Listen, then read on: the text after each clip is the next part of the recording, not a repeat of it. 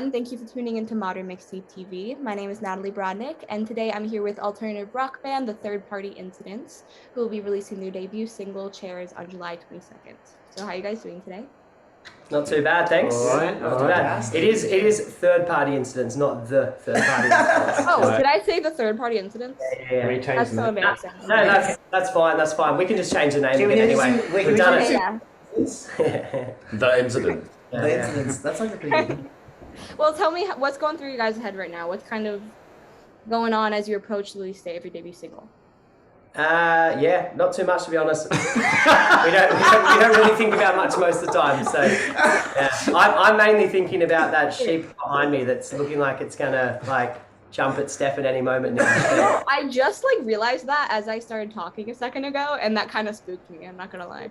Well, the information though is that we're going out to Wales soon, just to jam out and stuff, and they have a lot of sheep in Wales, so. Yeah, that's true. We actually do, because we have a recording studio out in Wales that we go to from time to time to jam out new music. We've actually recorded a couple of songs out there, and yeah, to be fair, sheep were part of the inspiration. So. Yeah. But, I'm glad to hear it. Yeah, but no, we're really excited about the EP release, obviously. So that's coming out in a couple of weeks now. We're coinciding that with a support act for the Soap Girls, who are really cool sort of punk duo from France, right? Yeah, France. I thought so. South Africa. Yeah, it's two punk girls. They're We're really still cool. not sure. But, we're still not sure where they're from. yeah, but we're going to coincide it with that night, so it's going to be a really good one out in Camden in London, and yeah, looking forward to getting it out there to the wider public. I think Tom's the most excited because he's actually on the cover of the Chair launch. So. How'd he get that position? I get on that position. That was on Peter's balcony. Yeah. One of our friends has this amazing balcony. Oh, and I think cool. I think Tom just saw an opportunity and went for it. Yeah. He also got stuck in a chair. It looks cool. I got stuck in the chair. That was it. Yeah. And there's there's I fell down, and then the chair got stuck on top of me, and that's where that kind of picture for the EP came from. And then I asked for a drink, and someone just gave me water in the watering can. It all happened quite quickly, to be honest.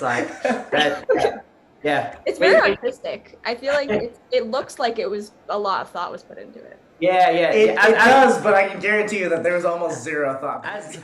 Yeah. Okay, well, take me through your creative process for specifically Chairs, kind of start to finish. How did the song come to be? Nice Well, that's for you. Yeah, I guess that's for you, Schofield, the songwriter.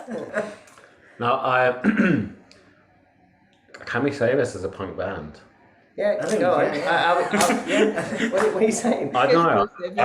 I really I know Harry Styles wears a dress, but maybe that's quite rock and roll. I don't know.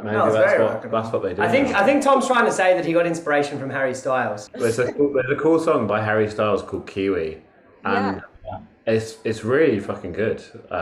It is, isn't it? I thought it was really good, and then I was like, I'll just borrow that idea and not tell anyone else where it came from. It's not really true. It is a completely different riff. But I can hear the inspiration of almost classic rock in your guys' music, which is really cool because it's kind of like a mixture of that punk and almost I don't even know we like to call ourselves party rock. Party rock. There you go. Yeah. I think self-defined new genre, but it's basically just it is a mixture of sort of punk, pop, a little bit of just Indian alt. It's a combination of everything, and you're probably going to see a drip feed of various aspects of that through the 5 songs we're releasing the EP. This first song is probably more so towards the punk side, but some of the other ones are leaning more towards alt punk, pop. We don't really like to sort of put ourselves into a box when it comes to the genre of the band. It's just a little bit of everything, whatever sticks to the wall. You know what I mean? Also, actually, we can't put ourselves in a box because there is a little bit of everything. So it is literally a little bit of everything. Yeah, which is good. But I think ultimately if you listen to that song, and I think Schofield here is a bit coy about his lyrics and this sort of stuff. But it's kind of like a manifesto of his personal struggle. He was never going to say that, but like it is. It's like he's sit on that chair. I think he's been trying to write music for a long time. Chair. Sitting on a chair, is it? doing fucking. And then finally actually doing something, right? And it's kind of just about like, you know, take inspiration from anything, whether it's like an inanimate object, whether it's, you know, ripping off someone else's song, whether it's whether it's just like, you know, a night out and suddenly you have like a, you know, a light bulb moment. But it's just like, it doesn't matter what that inspiration is, but it's about getting off the chair and it's about doing something, you know. And the energy that we bring to the table with our live shows, and you see that in the video clip that you saw there. That's kind of what we're trying to scream out to the audience about. Like it's, you know, it's not about being lethargic anymore. You know, we went through 2 years of COVID lockdown and this sort of shit. Like, you know, people are, you know, they're afraid to get out of their shell. You know, some people, they're a bit too like caught up on trying to be cool, or, you know, having some kind of social angst on like what's right and what's wrong. Like at the end of the day, let's just have fun. Let's just make music, make it loud, make it fun, make some party rock, and, you know, have a good time with it. And that's kind of what we're all about here. And that's, you know, that's what we're trying to do with Chair. It's a little bit whimsical, it's a little bit all over the place. It's energetic, and that's the most important thing. It's just having a good time. I think one thing as well though is a lot of the song was actually quite improv. Like there was so much where it was just kind of like random yelling into a megaphone. Yeah. Or just like, you know, like one of them would be in like the booth, and then the other would just like hold up like random shit to them, and they would just like yell what was coming to their mind. Yeah, you mean in the recording process? Yeah, the recording process. Yeah, for sure. And then also like, you know, like most of like the solos and everything, like the guitar part, like some of the guitar parts that were in there were basically just like on the day of, it was like, oh, we need a guitar part for this. And then like 20 minutes before recording, we just came up with a guitar part. So I would say like, yeah, but the core of it was mostly there. But like a lot of it was just kind of like fucking around, just... Yeah, I love that. I feel like the best kind of music happens organically that way, where you just kind of are in like a safe place to kind of add on and improv and stuff. So I always love to hear that. Yeah, we were. Yeah, we recorded all of the EP at a studio down in, where was it, in Kent? Is that right? Dorset. Yeah. Yeah, it was a good place. We pretty much just like in the south of England for those American people. Yeah. We all just it's really nice. It is good. Countryside. It's very similar to the picture as you see behind us. Oh, really? In the background, yeah. Maybe a few less sheep though. Everywhere. Yeah, it's quite do you guys have like a favorite memory or like moment that sticks out in your mind of the recording process of this EP that you'd like to share, like a certain story? I think actually what Ganesh just said there was actually a really funny moment. So this was during the Chair recording. So you know, I think one of the unique elements of that song is the megaphone overlay, as you would have heard. Yeah. So it's like we're going through all this crazy shit. But like that's just like chuck like megaphone across the whole thing, and like sometimes it dips in, sometimes it dips out. But we wanted to make it as chaotic as possible. Like we want it to be debaucherous, vicarious, like just kind of like all over the shop. Well. So like the listener just gets like sucked into the moment. It's like, what the fuck's going on? You know, let's just like have a good time. And I was like, okay, let's like bring this to the next another level. So we just like improv. I gave Tom the microphone, the megaphone, and then we went into the other room and just said like, just basically say random shit that I hold up into the mic. And we have these like little postcards, so I'll just like write random things onto like this this sign and put it up to like the glass window. So I put like toilet, I put it up there, and I think he says at one point, he's like, "Well, I'm standing on the toilet," and I like chuck in something else. I was like, play the bass. I was like, play the bass. Like, I was like, bass. He's like, play the bass. You held your guitar, and I was like, yeah. So it was like we kind of just improved all of that and just like took the best bits and sort of overlaid it to the whole song, and it turned out really well. I think like it was just kind of like this organic, chaotic noise that kind of added to the whole like kind of vibe of the single. There's a lot of noise. Yeah. And you guys like really seem to have a good like, you obviously have a good energy with each other. Like you build off of each other and stuff a bunch. Do you like find that you guys write the songs like as a group a lot, or do you do like independent work and kind of bring your ideas together in like the studio and stuff like that? Definitely a lot. Yeah. I mean, I think like, I mean, so most of the songs are written by Tom over here. Yeah. He brings in the crux of it. Like he'll bring in most of the songs. I've occasionally brought in a song or two. Yeah. But then you like go and practice it, and then exactly. come up with some random ideas.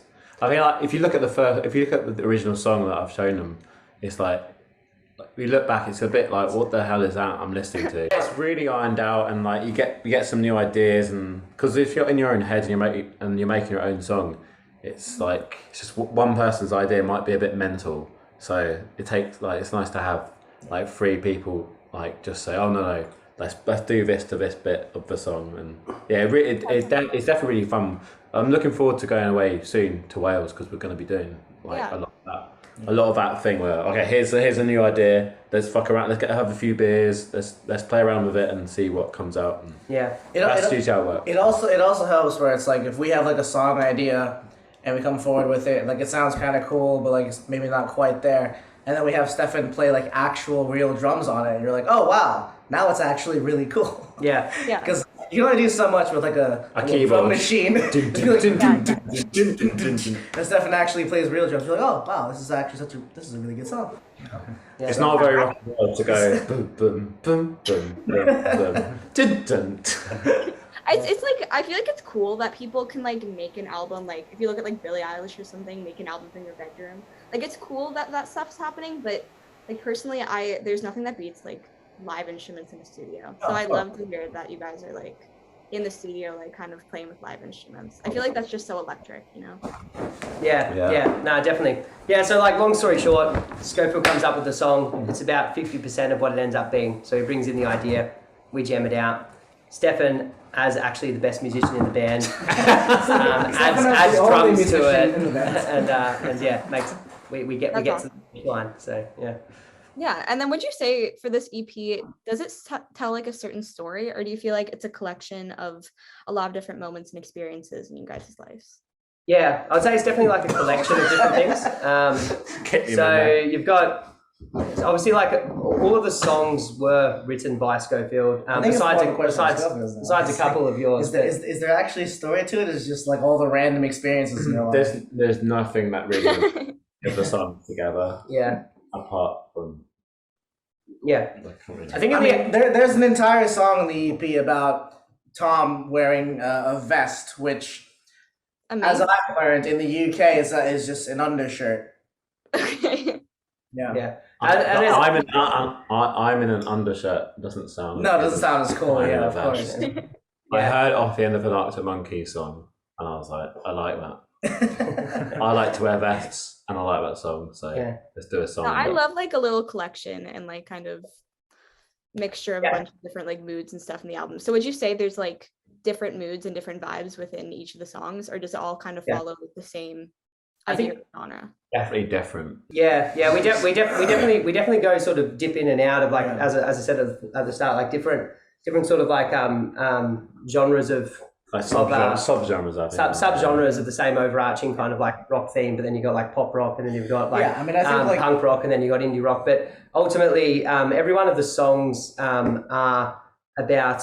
There is still like a theme to the song. So, for example, you got Chair here, which is about like kind of like a personal struggle to sort of like get off the chair and actually do something and just like have a good time and fuck around and like that chaotic vibe. Just like it's energetic. It's about pumping energy into a room. And then you've got another song, for example, in the EP that's coming out, that's all about actually just like going out and getting drunk and having a good time. The song's called Drunk.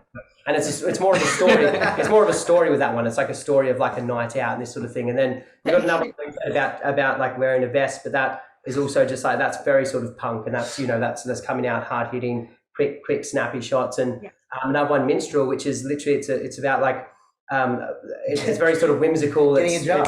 It's actually about getting a job. It's about not growing up. It's about like enjoying life as you're meant to enjoy it. But ultimately, like what sort of ties all of our songs together, I think, is nothing's trying to be cool. I'd say like we're anti-cool. We're probably the least cool band in the room. Sometimes you could call us like a little bit cringy if you want. You could call us like just fucking fun. You could, like, at the end of the day, and this is really what we're all about. Is we're about live shows, and we want the EP to be a manifesto of a memory in a room. You want to like if you wanted to like listen to this EP from start to finish, you can feel the energy, you can feel the vibe. You go through a turbulent, set of different tracks that kind of gets to the finish line, and hopefully you're up on your feet, you're laughing, you're dancing at some point, and you're cracking a beer like Stefan's doing right now. You're doing it At the end of the quiet. day, that's what it's all about. It's just about having fun. And music's not meant to be that serious. I don't think it needs to stand for as much as people think it needs to stand for. What we just want to do is we just want to pump. Just want to have a good time. We just want to pump good vibes into a room. Want to get loaded and have a good time. Do what you want to do. And I think it's also quite fun as well, because it's like, we even on this like upcoming EP and stuff, there's about 4 different genres happening, which I think it's exciting, especially when you play live and stuff. We've had several people come up to us and be like, "Oh, that was like cool," because I didn't know what was coming next. One minute you're playing indie song, next you're doing like borderline country, and then then you have like heavy rock. Then you go into classic Brit rock. So it's kind of like it keeps people on their toes. Yeah, I do. We have fun as well. Like when we've gone to some of these like underground gigs in London. There's other bands out there that like all of the sound is the same, and like fair enough, that's fine, because then you can go towards like one specific genre, and what your audience is, and people know what they're getting. But I think what we found is we do have like quite a high level of breadth when it comes to the different songs we're providing. And I mean, sometimes, like, to be fair, like you have like different audience members that dip in and out of our gigs. It's like, this actually resonates more with this group of people that's in the room versus like another song that resonates with different people again. So that's the thing. We want to maintain diversity. You guys like definitely have a great like fan base that you've gotten because of like the amazing energy that you guys have on stage and everything like that. Is there a certain like inspiration or band or like person that you guys try to emulate kind of on stage that Arctic Monkeys, though. I mean, like Tom likes to think he looks like Alex Turner and Pete Doherty. He's the love child of Peter Doherty and I would say addict crackhead.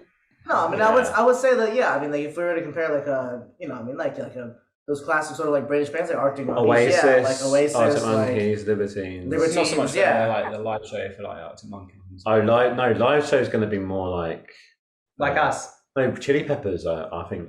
Like Chili Peppers, more because when they play with wireless guitars, so we're jumping around. I guess bands like Frank Carter and Frank Carter, No, Frank Carter. Frank Carter and the Rattlesnakes. Oh, okay. So Frank Carter he's like a proper punk. This guy's pretty mad. Like he came into one festival on a blow up boat. No, I think he left the festival on a blow up boat. Didn't he? He goes pretty bananas on stage. I think he's insane. Like, he's really entertaining to watch. You have to be a little insane to be a punk. I think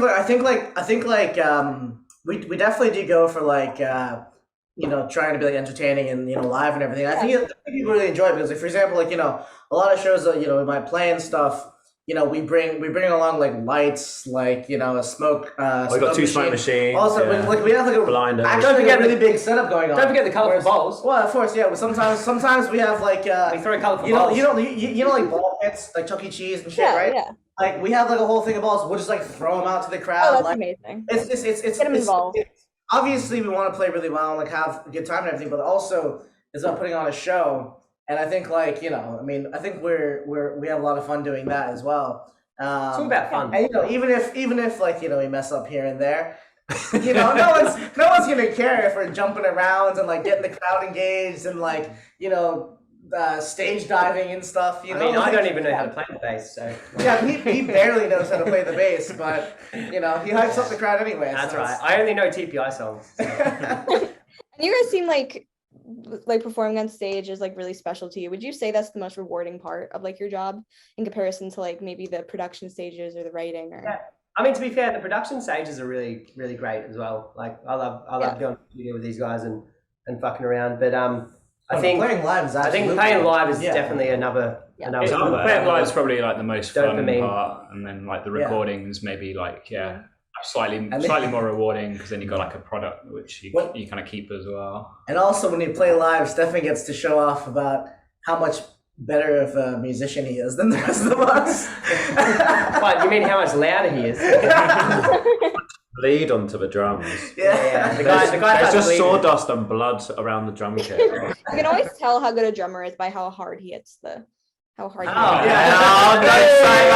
Don't say that. Yeah. Don't encourage him. But were there any like challenges that you guys found that you like came across when you were making this EP? Yeah. Well, this is probably a question more for the two of you, because of all the fucking clashes you guys had. What? Me and some of the best friends. You're best friends and also clash all the goddamn time. I mean, the rhythm section has never been tighter. Yeah. Yeah. I don't know. I feel like, to be fair, it was obviously the first time all of us recording together. Yeah, there was probably like a few different mixed opinions in the room at different times, but I don't think anything serious. It was like, it was just like, you know, just trying to get like the result we wanted. So Yeah. like tension a bit higher. Stefan's a perfectionist, basically. And Tom Freeman is a wandering minstrel. Yeah. I was just like, get it out. And but at the end of the day, I think at the end of the day as well, like we did.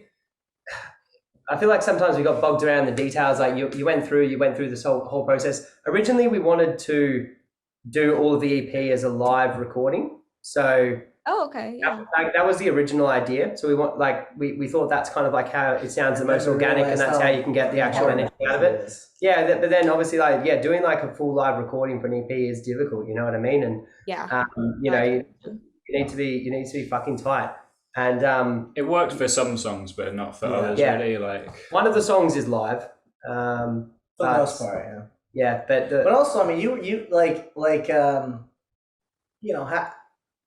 a good portion of like the studio recording was you learning some bass, like learning some bass. Just to be clear, not to throw Tom under the bus here, but I mean, like, part of when we were recording this EP was just the here's how you hold the bass. The studio engineer being like, listen, if you put your fingers like this, it doesn't make that sound. And Tom's you like, listen really closely. I'll try that. So. Ganesh is yellow because I play the bass better than him. He has no idea about rhythm. Listen, as our bassist, as the third best bassist in the band. Second best. You fucking suck at bass. Second best. I've seen you try and play bass. You suck balls. Oh, what? You've admitted you don't know how to play bass. You want to go? I would like to see you do some kind of rhythm. Lads, he has recorded it. Natalie, you asked a question and we interrupted you. What did you say? I think you kind of answered it. It was the challenges. It was just like we four creative people clashing. Yeah. No, you're fine. And I'd also just love to know, how'd you guys like meet?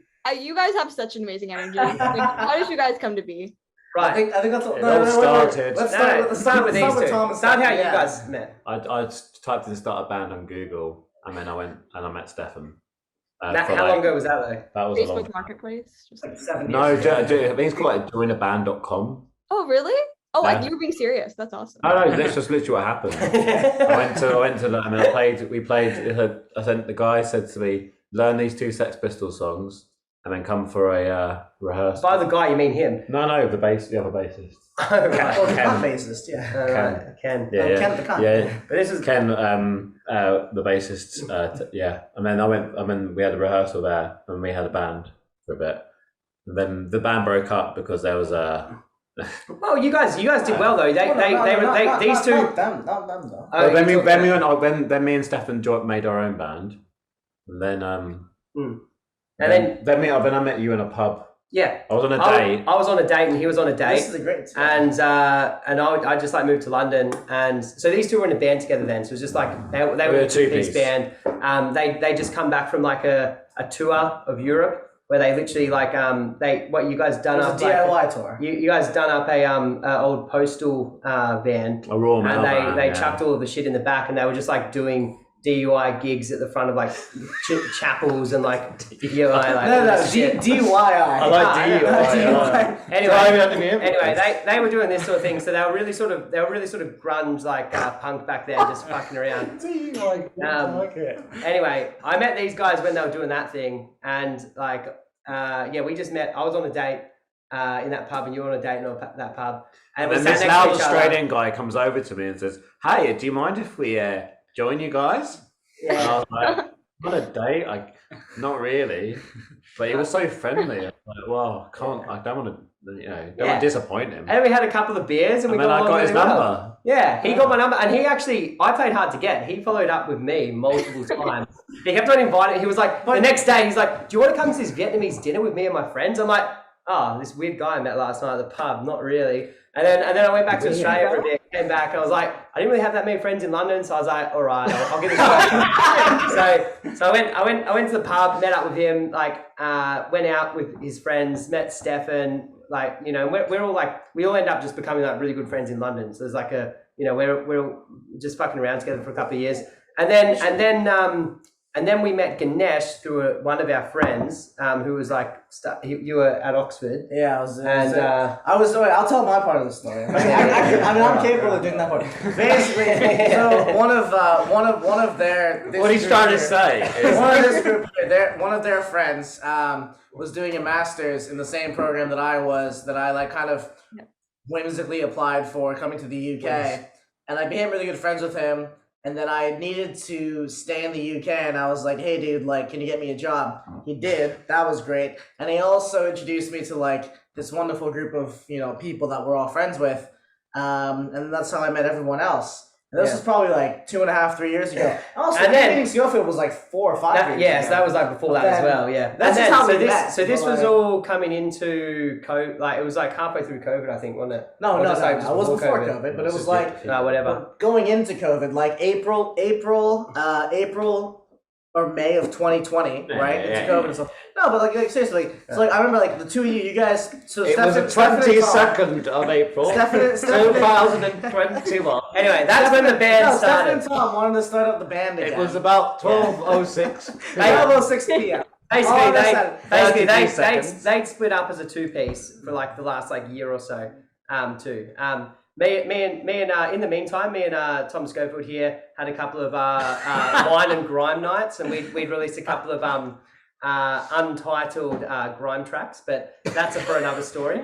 Anyways, long short, we all were finally had all met, and then these guys wanted to restart the band, but they obviously wanted to make a 4-piece at that point because there's the 2 pieces. There's only so much they could do. 3-piece at that point. Well, whatever. 4-piece. They wanted a 4-piece. They wanted a 4-piece. So they got Ganesh as lead guitarist, and I at that time had actually never played the bass. You don't pick the guitar up. No, but I've got good vibes, and I'm a bit of a hype guy on the stage. We should. And he's got a good rhythm. And I do know rhythm. I do know rhythm right well. I used to do hand percussion. Hang on, we should clarify though. Originally, it was obviously the two of them.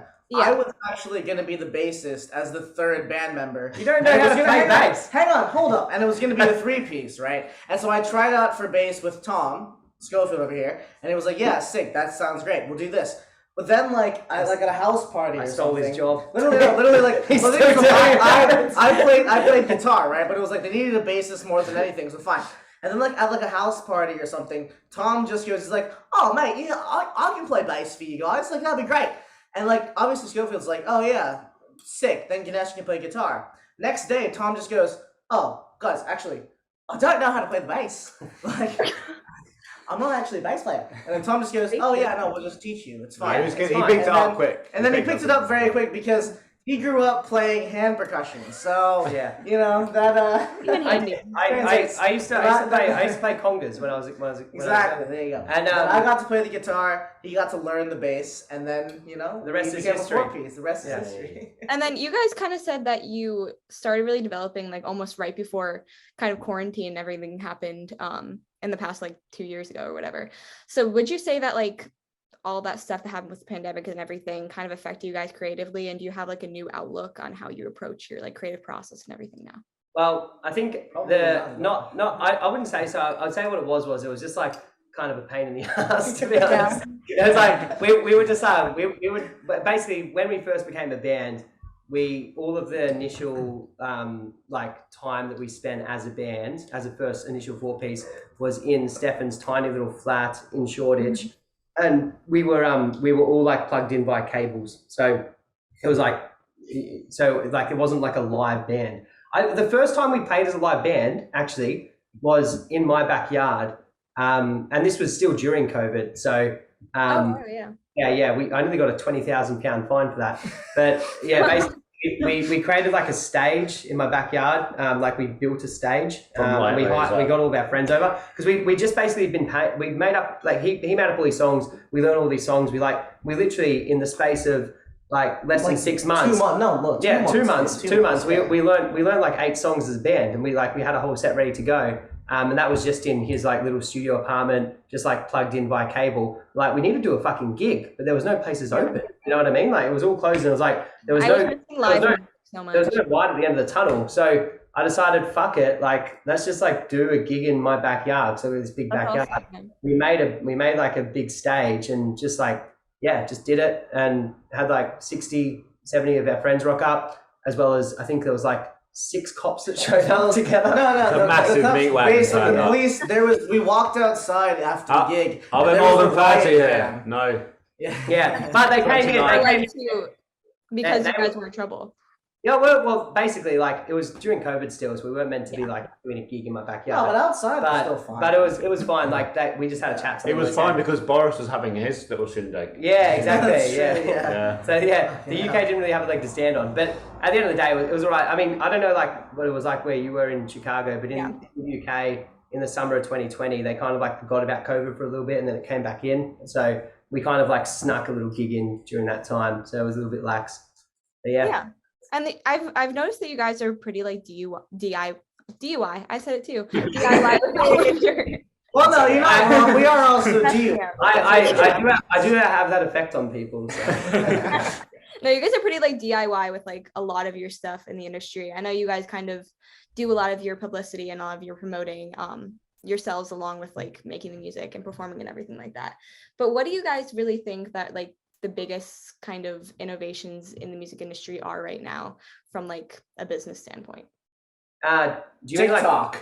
TikTok. No. You say fuck that, but absolutely TikTok. Yeah, but we're not on TikTok. You kidding me? No, we're not on TikTok.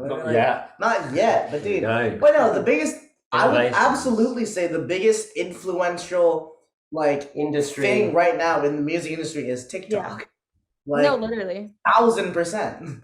Like it's there's how much like reach you can get. Like not reach. Thing is though, like as far as like when you get paid, whatever, people that get like 20 million views on TikTok, they don't get paid shit. But like the whole like viral exposure or whatever. I mean, like even like now, established artists, you know, who have labels and everything, will refuse to release songs if they don't go viral on TikTok. Like it's like as far as I mean. Do you think that's changing the landscape? If I'm objectively answering this question, absolutely TikTok. Social media, like social media in general, but absolutely TikTok. I mean, the TikTok algorithm is insane because of how like much opportunity there is for like literally anyone to go as viral. Oh yeah, 100%, exactly. Like insanely famous. No, for sure. It's so unique. I mean, it's awesome.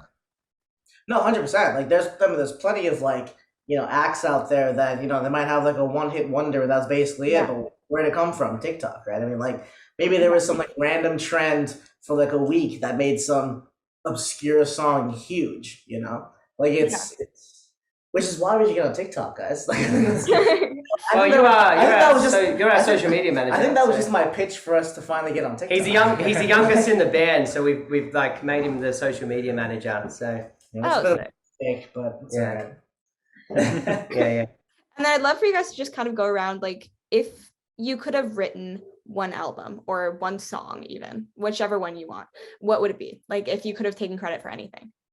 Oh, Primal Scream. Which album? No, the song that we referenced in Chair. Yeah. All right, Primal Scream for Tom Freeman. Yeah, but like, can you help me out with the song? Yeah. You love it so much. I'll say that role. Just what it is that you want to do. Yeah, that one. Yeah. You want to be free? Yeah, free, that one. Free? Freeman? Yeah, that one. Right, that one there. That's me. Okay. Stefan, no Ganesh.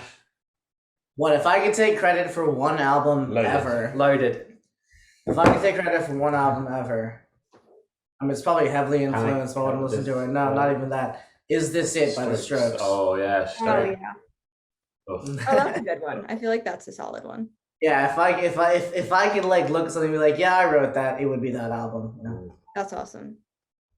That I like that first Baby Shambles album. That was fucking Okay, yeah.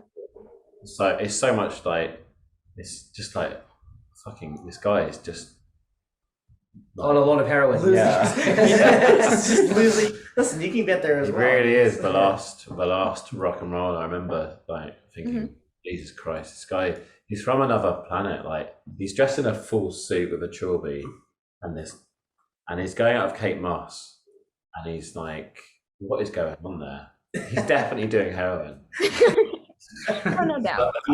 All the songs on that album it just sounds like they've just it's like it just sounds great. Yeah. it sounds awesome. Yeah. And Stefan, I'd maybe go for like November Rain, like Guns N' Roses. Quite cool.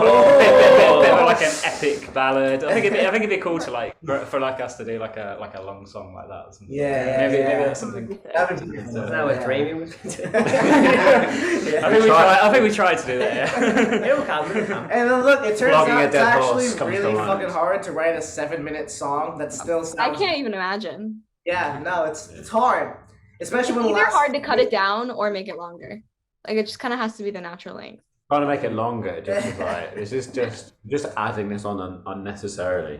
Well, no one wants a 7 minutes. Drum solo. yeah. 30 seconds of it. And then kind of looking into the future, like what is your like long-term goals? So like 10 years down the line, if you could have your ideal situation, where would you guys be? That's a question for Scholfield. I don't know if that's the question. Like, in how many years time? 10 years. 10 years. That's a long time. hopefully still alive. That's the first thing. Is that your aim? Yeah, pretty much. The most likely band member. I mean, like, what do you wish that you accolished, kind of, in like 10 years from now? He's the only one that can sort of accomplish the 27 club. So the rest of us are too old. That is No, 10 years time. I think ultimately, I think personally, ultimately for me is as like where I want this band to get to, or to a certain level. We're just talking more specifically about like accomplishment in the band. I just want to get to a point where we play a gig at like a medium-sized festival and have like hundreds of strangers listening. And it's just and it's just a fucking epic gig. Do you know what I mean? It's not that grandiose. We're not trying to become like the next fucking like Strokes or something. It's just like what I want to get to. Like we said at the start, we're about like the energy of the shows. We're about like trying to show people a good time. It's like we can get to a point where we're like doing gigs with like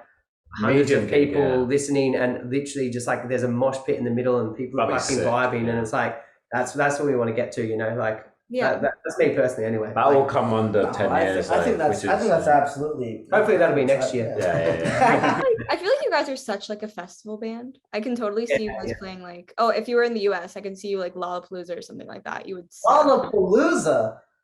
That's because Lollapalooza is like huge, so that's cool. I feel like that would be so sick. Like, because Lollapalooza is in like 2 weeks or something like that. That's why it's on my mind. But I can imagine like. Get us on the bill now. Yeah, get us on the bill. Yeah. If I could, I would. I promise. I wish I had that power.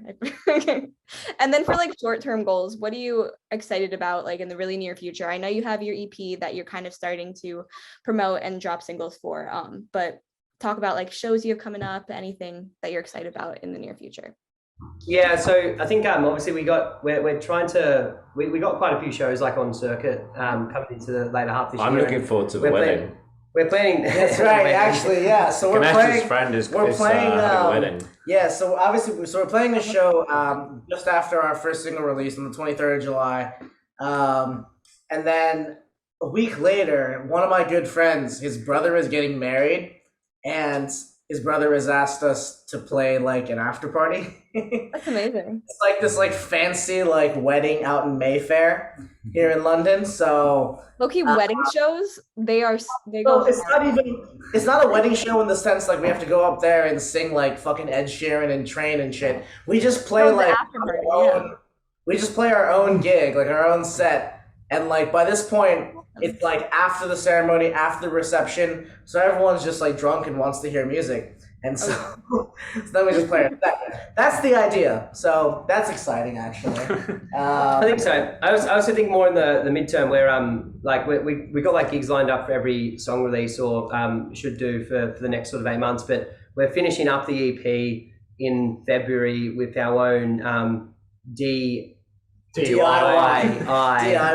Yeah. That's going to be, we've hired out a venue and yeah, we're going to get a few other different sort of fledgling bands along that we've met along the way during the journey, because we have played with like a few others sort of like band in London that we think have good taste and bring a good time. So we're putting on this gig. We're going to have supporting acts. We're going to make it our own fucking our own thing, and take over this venue and just like have a fucking great time. So that's how we're kind of finishing off the EP, is with that in February next year. I also think short term as well though is like, you know, we're going off to Wales in September for like a few days, just like jam out and stuff, and we have like a good probably like 4 or 5 song ideas. Yeah, so I think like new song ideas. So like I think like it'd be good to come away from that, you know, with like, you know, at least a couple of like solid ideas that we want to take forward and start playing live and stuff. Like, would you say you guys are like constantly writing? Like, is it kind of a constant process for you guys? Yeah, well, you are as well, actually.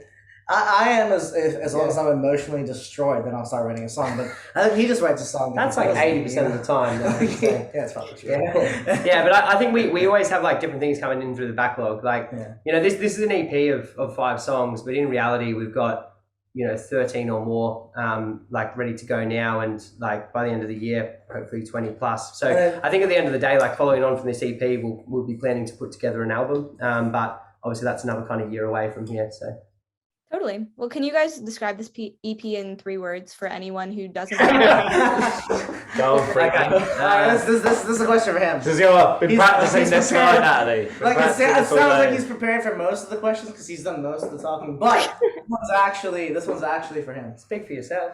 Oh, is he ready? No, I'll say don't fuck it up.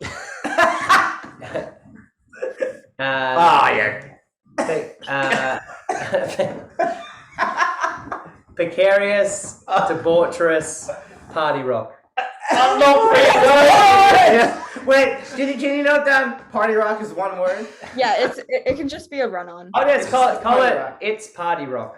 Just put a hyphen between party and rock, and it's just 1 word suddenly. Okay, there you go. Yeah, it's party rock. Precarious, debaucherous, party rock. Yeah. Well, is there anything else you guys kind of want to share or talk about, like kind of before we wrap things up?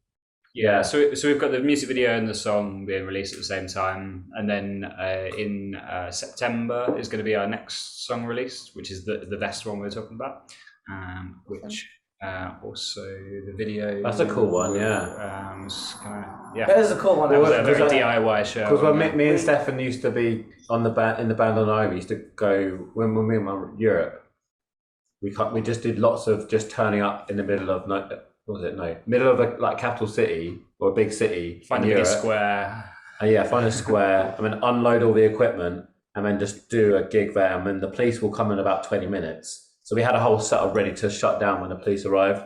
One would talk to the police and the other would be just shutting things disarming down. The drunkards. Yeah. We would have to like lay the symbols down to because it would be less intimidating for the policemen. So they were less they were more compliant with us. Sometimes we would negotiate with them, like in Germany, where you had a little negotiation. They said, you need to turn this down now. You need to stop this. And so we just had a little negotiation, and then they said, "Oh, yes, you can play 4 more songs."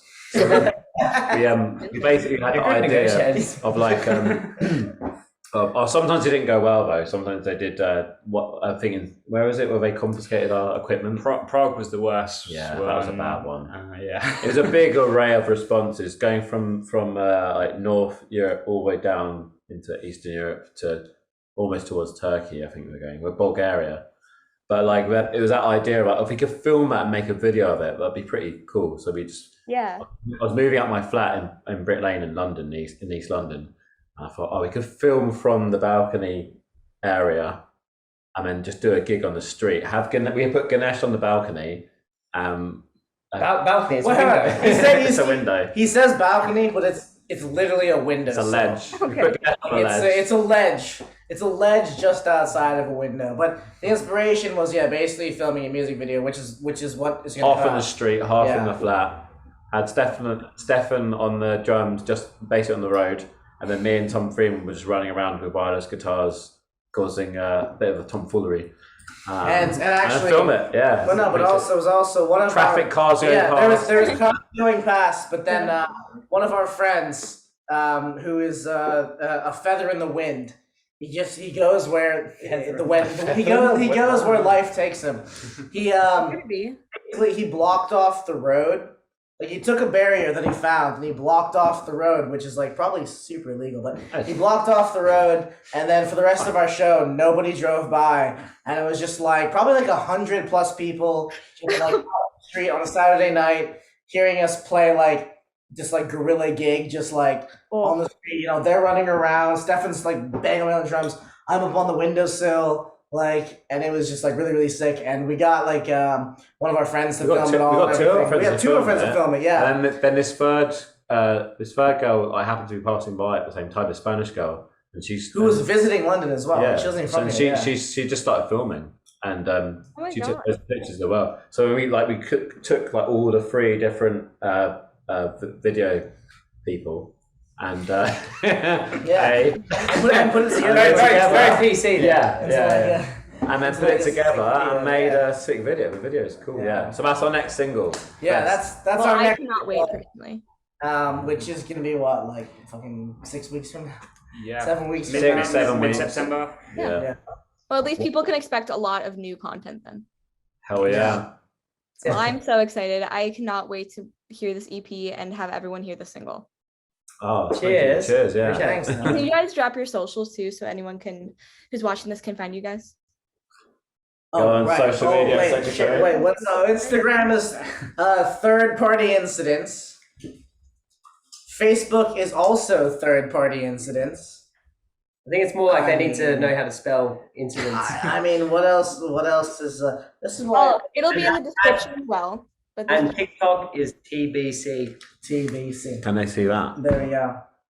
Is that Great. backwards? Yeah, there you go. No, it's not backwards. You're good. Oh, it's backwards to us. Oh, Yeah. I see it. Yeah. That's all on Facebook, Instagram, and Ganesh hopefully will be on Soon to be TikTok. Onto the TikTok. TikTok. The TikTok. Oh, Jesus Christ. The third instance. The third party incidents in the TikTok. No. Third party incidents. 3 words. That you can find. Yeah, Just to be clear. Actually, that's the 3 words that we describe LEP. Yeah. Third party. Really inventive. Thank you. Okay, well, thank you guys so much for talking to me. This is amazing. I'm so excited for this to be up.